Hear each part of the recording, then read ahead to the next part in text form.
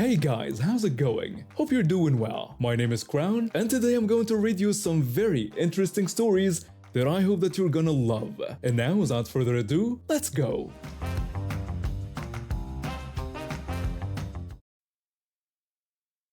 After landing a promotion at work that finally let me move out of my parents' place, I was thrilled to find this complex with covered parking, a real luxury in our scorching state. Each unit gets one assigned spot, clearly marked with the apartment number.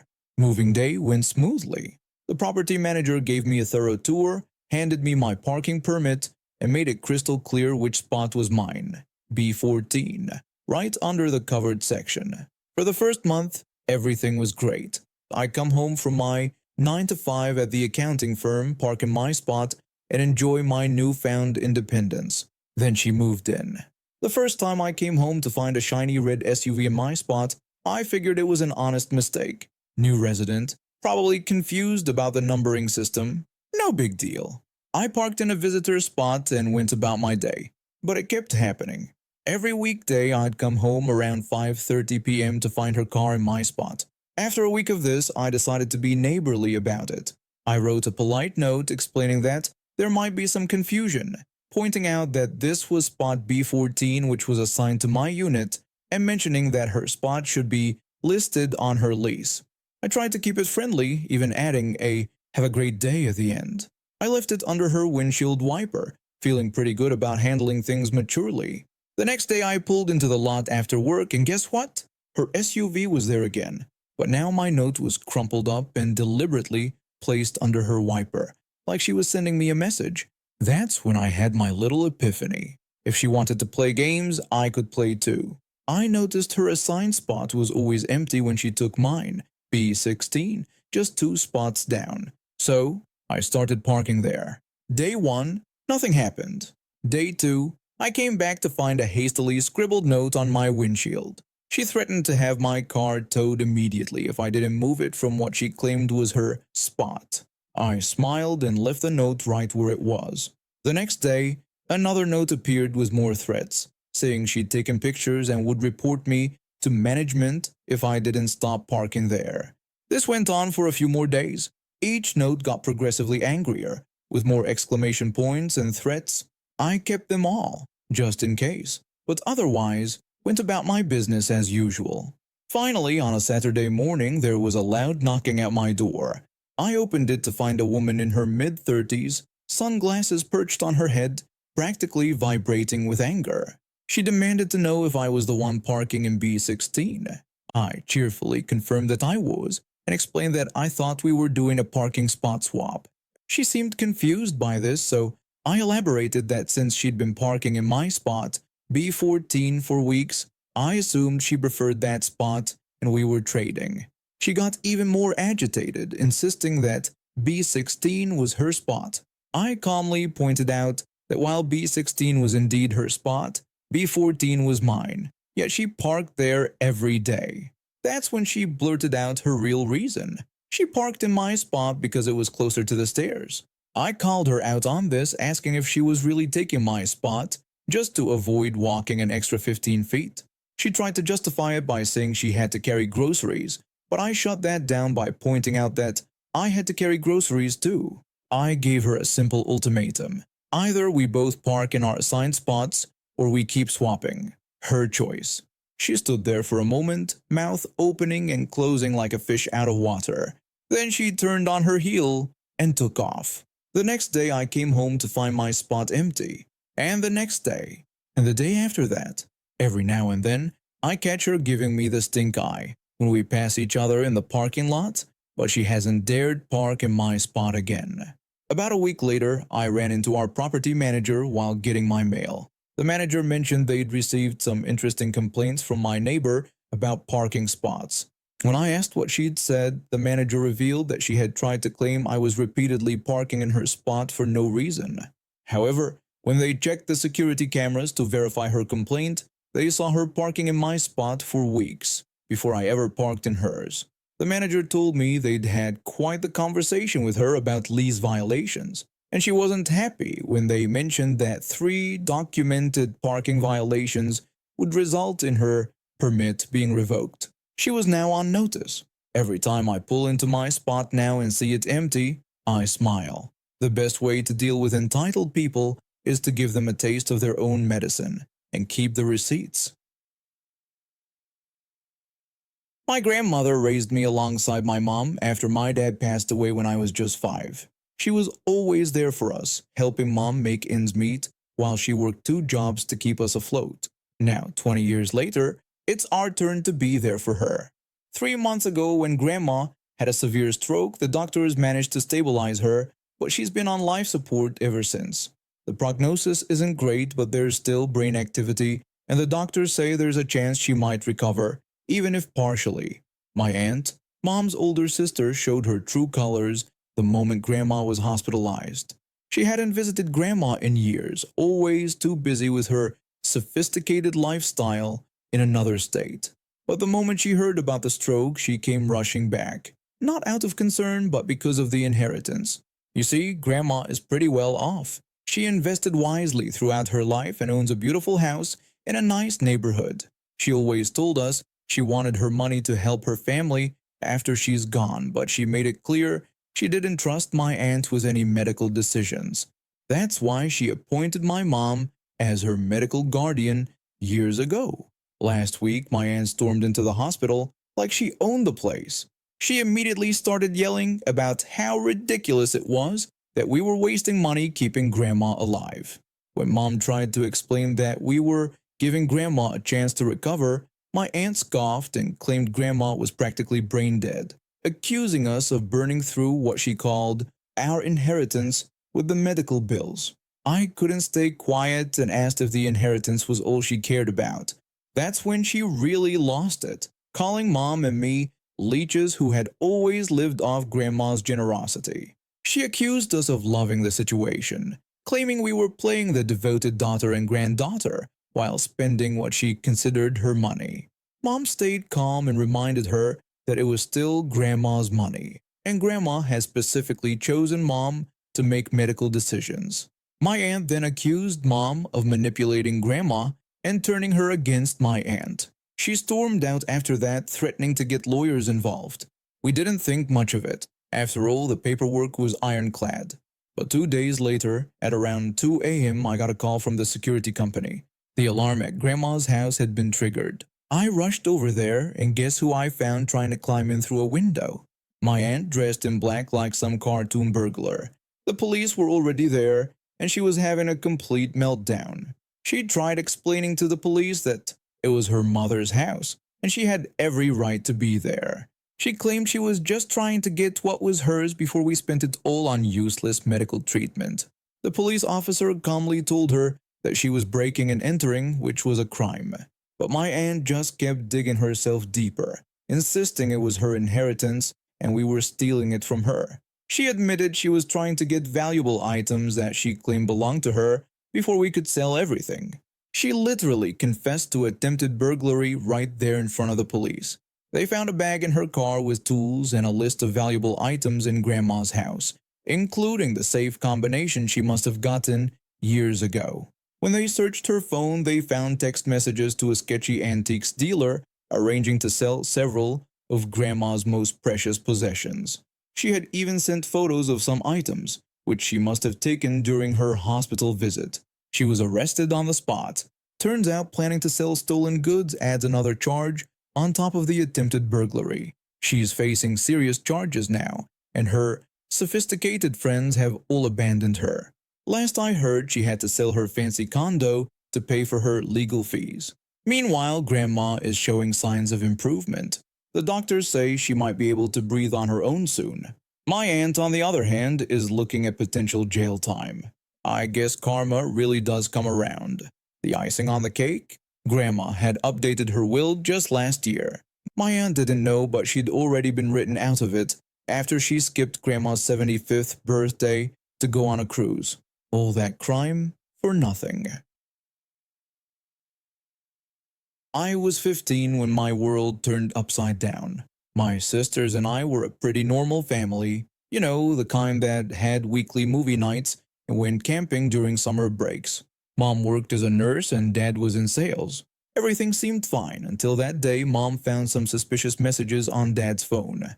Turns out Dad had been having an affair with a woman from his office for months, and she was pregnant. Mom confronted him, and instead of trying to save our family, he just left, packed his bags, and moved in with his pregnant girlfriend. Just like that, 15 years of marriage down the drain. Mom told us that we could still see our father if we wanted to. My sisters and I quickly shut that down. I said we didn't want to see him, while my younger sisters pointed out how he had abandoned us and chosen his new family over us. The court gave Mom full custody, but left it up to us if we wanted to see Dad. We didn't. He tried calling a few times, sent birthday cards, but we returned them unopened. Eventually, he stopped trying. A year passed and we heard through our grandparents that Dad's girlfriend had given birth to a baby girl. We didn't care. We were busy rebuilding our lives, and Mom had gotten a promotion at work. Things were finally starting to feel normal again. Then last week, everything exploded. Dad and his girlfriend lost custody of their daughter to Child Protective Services. I don't know the details, but apparently there were drugs involved. The baby is now in foster care, and this is where my grandparents lost their minds. My grandmother called Mom for the 5th time that day, insisting that we needed to know our sister and that Mom needed to take her in. Mom refused, stating she wouldn't take in her ex-husband's affair child as it wasn't her responsibility. When my grandmother accused her of being cruel and told her to think about the children, Mom simply responded that her children had made their choice and asked her to stop calling. But they wouldn't stop. They kept calling, texting, even showing up at our house unannounced. They created this whole narrative about how we needed to be a family and how Mom was being selfish for not wanting to raise their son's affair baby. Last night, I heard Mom crying in her room. She's been so strong through everything, never bad-mouthing Dad in front of us, working extra shifts to make sure we didn't feel the financial impact of the divorce. Hearing her cry broke something in me. I grabbed my phone and called my grandparents. I told them bluntly to stop harassing my mother. My grandfather tried to defend their actions, claiming they were just trying to keep the family together. I challenged them about where their concern for family was when Dad was cheating on Mom and when he abandoned us. My grandmother tried to argue that this was different because an innocent child needed help, but I cut her off. I pointed out that this child needed her grandparents to step up instead of trying to dump her on the woman their son cheated on, and demanded to know why they weren't taking her in themselves. They went quiet for a moment, and I pressed on. I told them what was really cruel was trying to force a baby into a home where she is not wanted.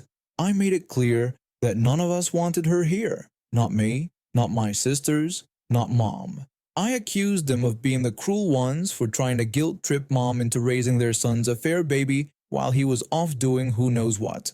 My grandmother responded with outrage at how I was speaking to them, reminding me they were my grandparents.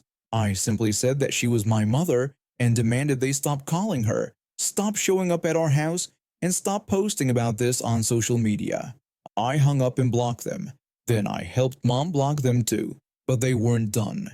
They started posting all over Facebook about how their heartless former daughter-in-law was denying an innocent child a home, conveniently leaving out the part where they could take the baby themselves. Mom was worried about how it would affect us, but I had one last card to play. I posted the whole story. Dad's affair, his abandonment, their harassment, everything. As a response to their posts, tagging all our mutual family friends. I ended it with a simple question. Why aren't the grandparents stepping up to take care of their own grandchild instead of harassing their son's ex-wife? The response was immediate.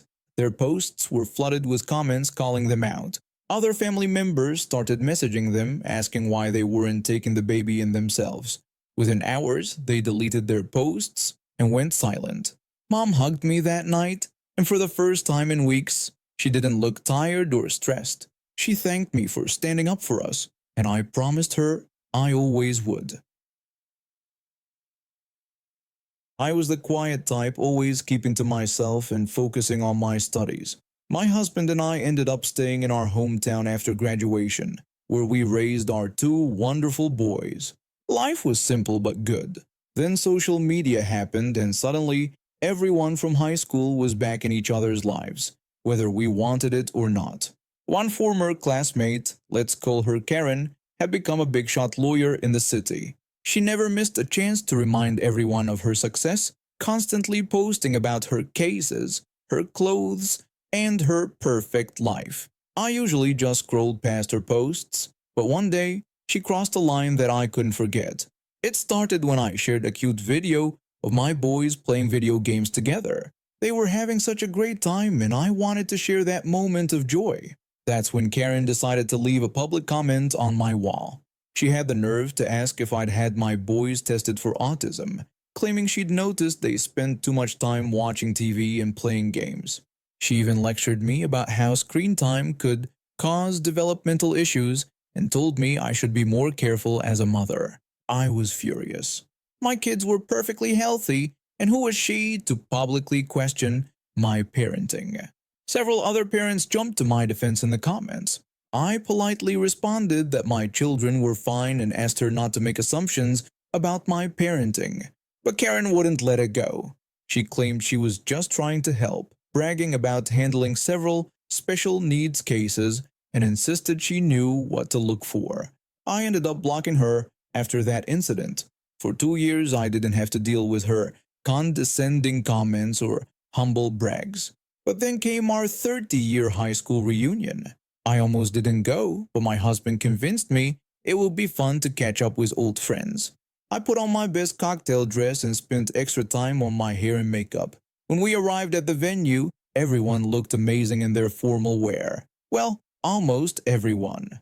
Karen burst through the door wearing ripped jeans and a casual t-shirt, like she was going to the grocery store instead of a formal reunion. But that wasn't even the best part. Her flyer was completely down, creating a gaping hole that showed off her bright pink underwear. The moment she saw me, she rushed over with her arms wide open. She squealed like we were long-lost friends, calling me girlfriend, and acting like we were best buddies. She hugged me like we were best friends, completely oblivious to both her wardrobe malfunction and our past conflict. I gave her a brief hello, trying to be polite, but Karen couldn't help herself. She had to throw in a backhanded compliment about how my photos didn't do me justice and that I looked so much better in person. Then she just had to ask about my boys, making a snide comment about them being glued to their screens. I calmly told her they were doing great and mentioned they were both on the honor roll. Karen's response was predictably condescending. She expressed surprise at their academic success, heavily implying she had expected otherwise because of their TV time. I smiled sweetly, noticing several people nearby taking pictures of our interaction.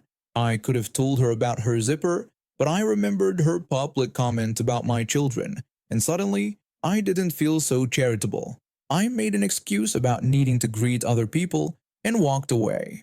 Throughout the night, Karen worked the room, giving everyone unsolicited advice about their lives while completely unaware of her own wardrobe situation. People were discreetly taking photos, trying not to laugh. The next day, those pictures ended up all over Facebook, with Karen front and center in every shot, her pink underwear clearly visible. She must have eventually realized what happened because all the photos were reported and taken down within hours. But the damage was done. Everyone had seen them. The mighty Karen, who always presented herself as perfect and put together, had become the talk of our small town. A week later, she sent me a private message. She accused me of seeing her wardrobe malfunction and demanded to know why I hadn't told her about her zipper, claiming she thought we were friends. I responded by reminding her that friends don't publicly speculate about each other's children having developmental issues, and pointed out that we all make mistakes, some more visible than others. She never commented on my posts again after that. And now we have reached the end of today's stories. Thank you for watching, and see you next time.